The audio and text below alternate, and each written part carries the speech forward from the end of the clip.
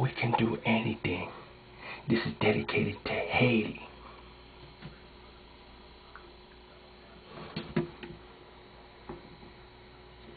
Let's read a little piece. Only 2 dozens of 200 students enrolled at the school were there for the reopening.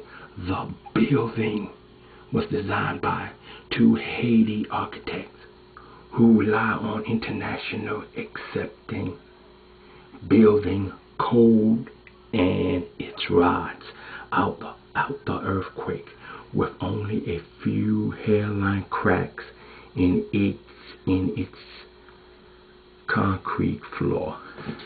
And here's the picture of the school. Legacy.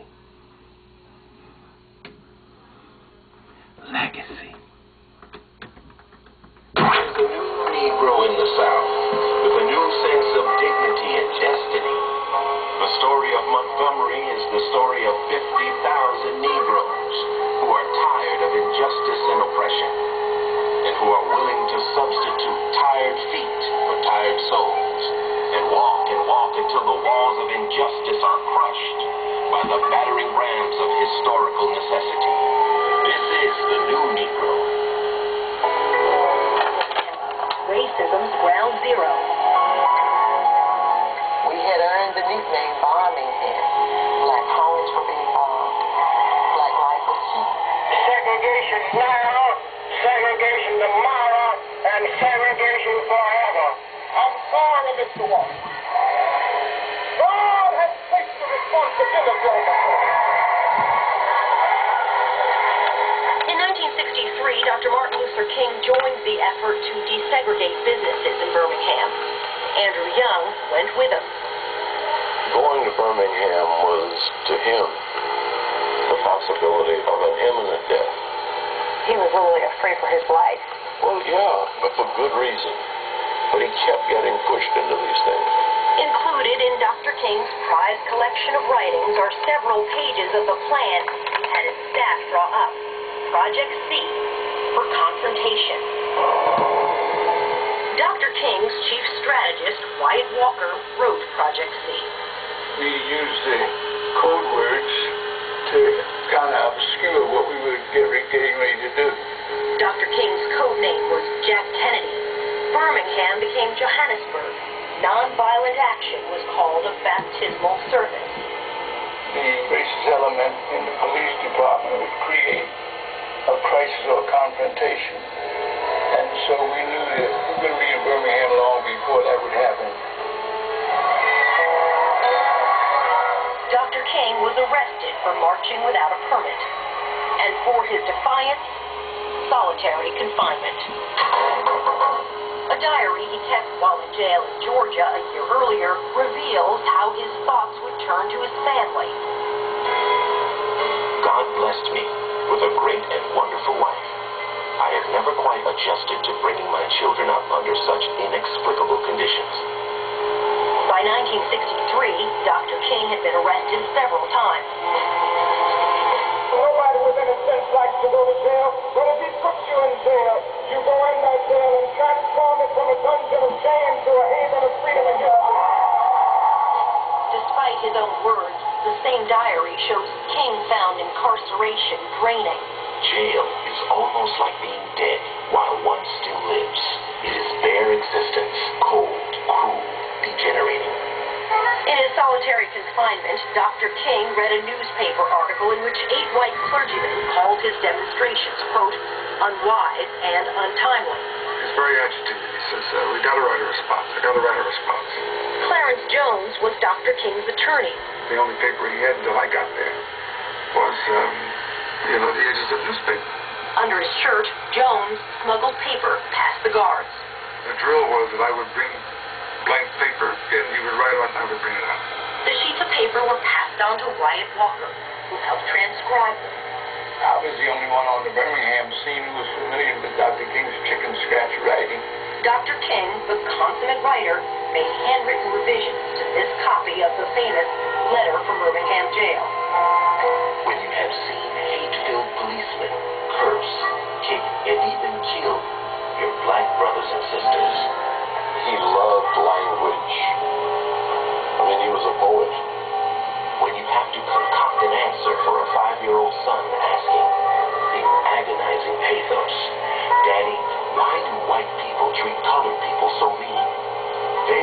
understand why we find it difficult to wait. You can see where he added the words, in agonizing pathos. They convey the deep sorrow racism caused King and his family. That's sort of catches the essence of having your sense of self-worth demeaned and diminished.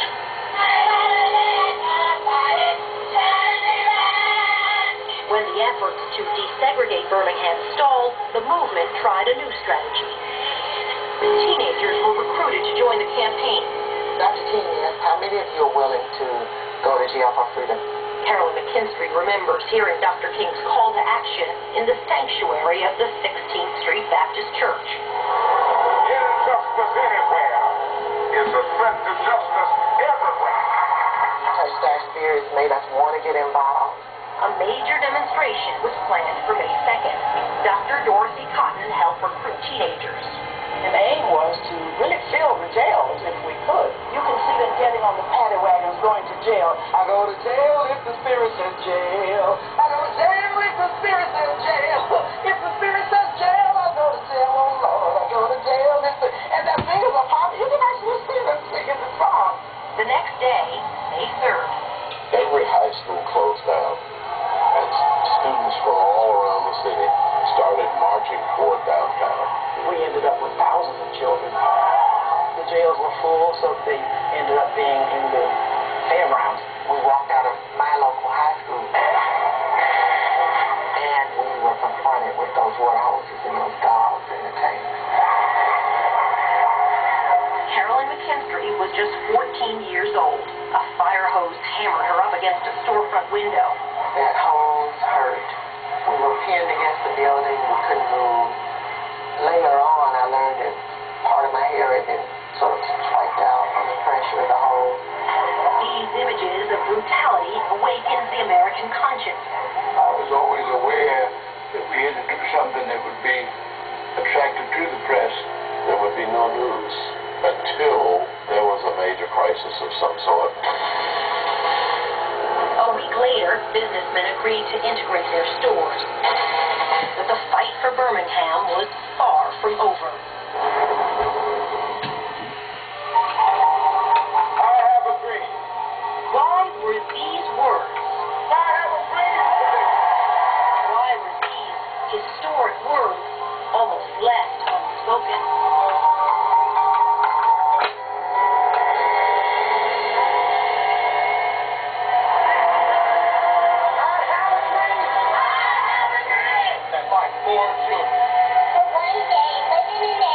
Where they will not be judged by the color of their skin.